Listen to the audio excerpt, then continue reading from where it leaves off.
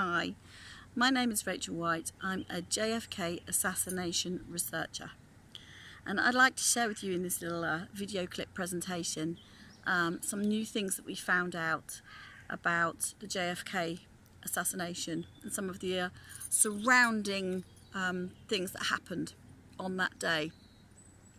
We've written a fantastic book. It's called Takedown, myself and my co-author Richard Hook, and everything I'm going to say is backed up in that book.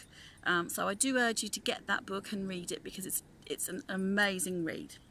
So I'm going to just do a little short presentation on one aspect, and that aspect is to do with the story we've been told about how the Mannlicher Carcano rifle got into the Texas school book depository ahead of the assassination.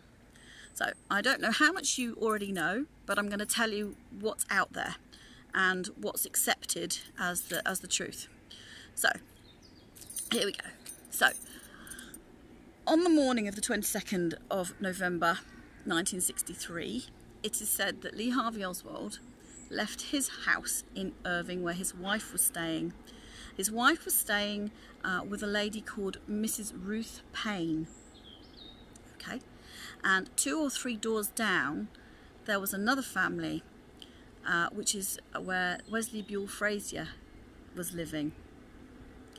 Wesley and Lee sometimes got lifts in together and home from the Texas School Book Depository. That's the place where they both worked. So it made sense really for them to catch lifts back to Irving, so that Lee could go and spend time with his family, and obviously Wesley Buell Frazier could bring him home. He tended to go there at the weekends, and in the weekdays he was staying closer to the Dallas Center, in a suburb called Oak Cliff. So at the weekends he would go home to Irving with Wesley.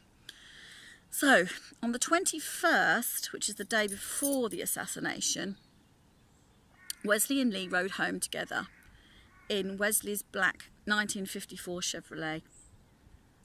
And during that journey, Wesley tells us that there was a conversation between him and Lee, which basically Lee was talking about going home to Irving on a Thursday, which was unusual, to collect some curtain rods from Ruth Payne and hanging curtains in his rooming house. We know that that is absolutely not the truth. And we know that's not the truth because the rooming house already had curtains. There was no need for curtain rods. So this story is a funny fabrication start to finish. Marina, the wife, had only had a baby 2 weeks prior. And I don't know about you, I had 3 babies. But when you have a baby, making curtains, buying curtains and thinking about curtains is something that you don't do after you've had that baby. You're completely focused on the baby. And yet Wesley, in some of his video testimonies, talks about Lee hanging curtains in this rooming house, which was completely not needed. So we can see from that that's actually complete lies.